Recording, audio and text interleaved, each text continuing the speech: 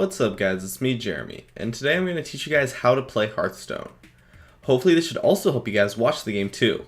Hearthstone is an awesome card game that is fairly simple to understand. Let's get started.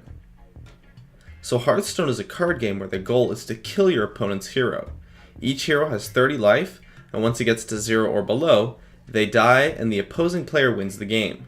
This is done by playing cards and slowly reducing your opponent's life. Some cards can combo for massive damage, but that doesn't happen too often. Each player plays one of 9 different heroes: the Mage, Paladin, Shaman, Warlock, Rogue, Priest, Druid, Warrior, or the Hunter. And yes, both players can play the same hero.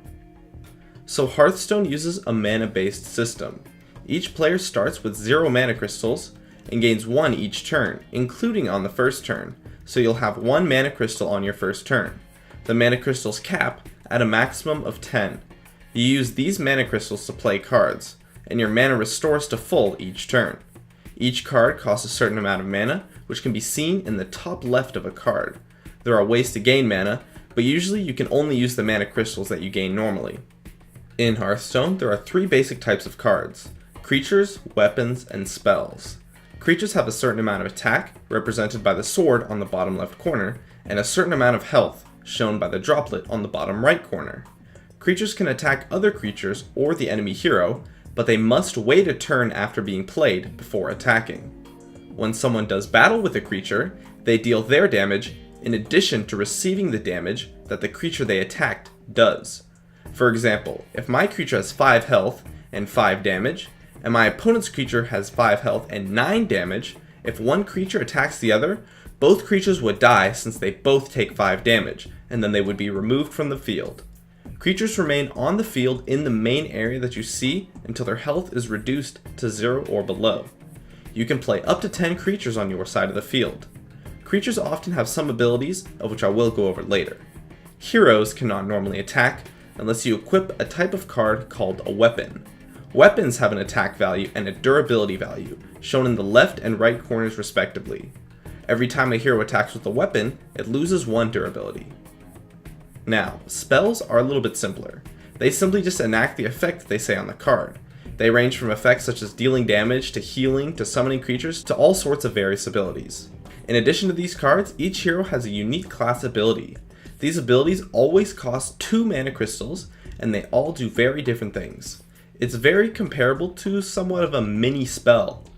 These can often be very effective since you do not have to use up a card to play the hero ability, so they are a little bit weak to balance it out. Now onto playing the game. Your hand is located in the bottom center, with all of your cards face up. Your opponent's hand is in the top center. Your hero is directly above your hand and your opponent's hero is above theirs. Your health is shown on the bottom right corner of your portrait. Your hero ability is located to the right of each respective hero. Your deck is on the right side of the screen, while a history of the plays that have happened is on the left side of the screen. Creatures are played in the middle of the screen. The end turn button is on the middle right of the screen. The game starts with a coin toss, and the winner goes first, and the loser goes second. The game does this coin toss for you, so in no situations do you get to choose who goes first. It's always random. The player going first starts with a 3-card hand, which they get to mulligan any number of cards, which means they can send back up to 3 cards into the deck and draw new ones. This is done because some cards, say for example something that costs a lot of mana, might not be something you want at the beginning of the game, since it will take you quite a long time to build up the mana crystals just to even play that card.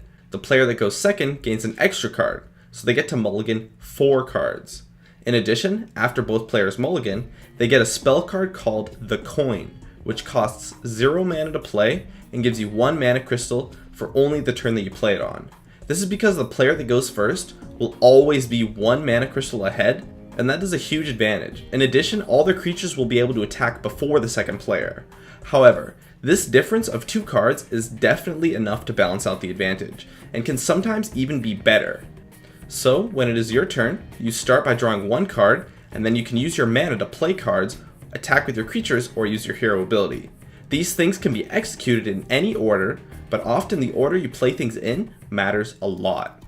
Once you are finished with your turn, you end your turn and wait for your opponent, and the cycle continues until a hero's life is reduced to 0. If you take longer than 90 seconds for your turn will end automatically. Now let's talk about deck construction. Each deck has 30 cards, with a maximum of 2 copies of each card in the deck. Each class has a unique set of cards, but there's also some cards called neutral cards that can be used on any class. There are common cards, rare cards, epic cards, and legendary cards. You can only have 1 copy of each legendary card in your deck, as opposed to the other types of cards. These cards are gained through opening packs or playing an arena, but each class does have a set of 20 basic cards that are earned through leveling up your character, which happens through simply just playing the game on that character. Packs are gained by buying them or by spending gold on them, which can be earned in a variety of ways. But before we get into that, let's talk about the game modes. There are 2 game modes, Constructed and Arena. In Constructed, you get to build your own deck from the cards that you have gained. You gain 10 gold for every 3 wins in Constructed play, and you can rank up all the way to a 3-star master level. Your ranking increases as you win games. Arena play starts out with you paying 150 gold or 199 and getting a choice of 1 of 3 random characters. You then get to choose 1 card out of 3 for 30 cards to construct a deck. There are no limitations for card count in arena decks, but it's much less likely for you to get rare cards in this game mode. Once you have your deck, you play against other arena decks until you either win 9 games or lose 3. After that, you get a reward of at least 1 pack, and you can get some cards, substantial gold rewards, or some arcane dust. Dust is used to create cards for constructed play, and can be gained through the arena or through disenchanting cards that you already have. Since you get to pick the cards that you craft with your dust, it can be a very valuable resource. Rare cards do cost more dust to make, but also create more dust when disenchanted, of course.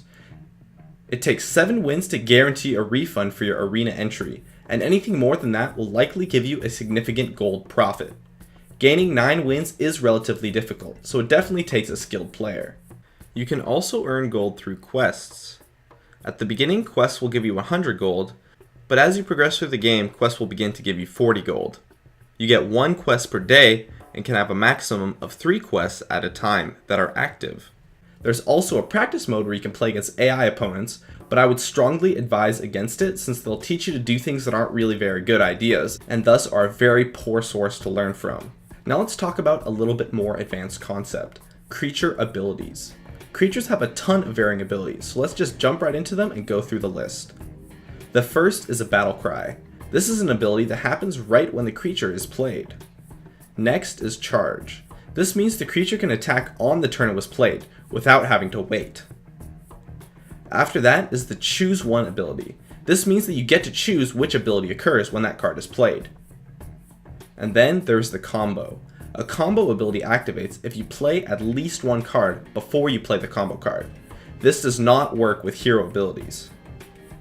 Next is death rattle. This ability occurs when the creature is killed. After that is divine shield. This means the creature can absorb damage once without losing any health. Divine shields can be broken with 1 damage or with 10 damage, it doesn't matter, but the creature will still be unharmed, so act wisely when facing these. The next ability is enrage. This is an ability that activates once a creature has taken damage. If that creature is healed, they will no longer have their enrage ability.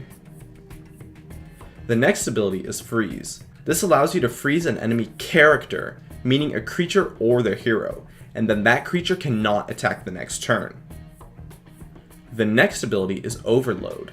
This causes you to lose the amount of mana you are overloading on the next turn. For example, say I have 5 mana, and I play a card that overloads for 3. Next turn, I would only have 3 mana, since I would gain 1 crystal, and then lose 3 mana from the overload. This loss of mana only remains for 1 turn though. After overload is a silence. A silence targets a creature and negates all of their abilities and buffs on that creature. Next comes stealth. Stealth minions cannot be attacked or targeted by anything. The only way to kill them is to either wait for them to attack, which causes them to unstealth, or use things that damage the entire enemy field, since they don't target. Then comes spell damage. This ability causes your spells to deal additional damage for each spell damage that you're given. Next is taunt.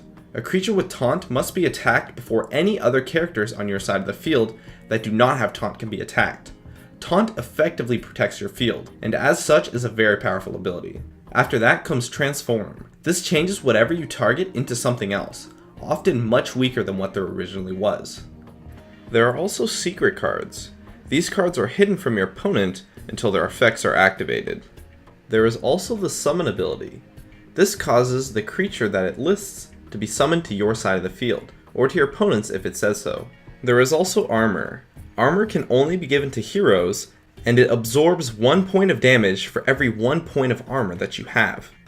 And lastly, we have Wind Fury. Something with Wind Fury can attack twice in one turn. Many creatures as well as spells share these various abilities, and they are important to know to understand the game.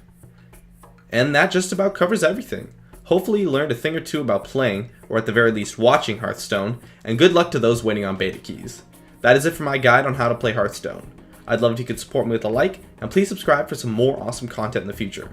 I plan on doing some more guides as well as some high level commentaries for you guys. As always, thanks for watching, and I'll see you guys next time.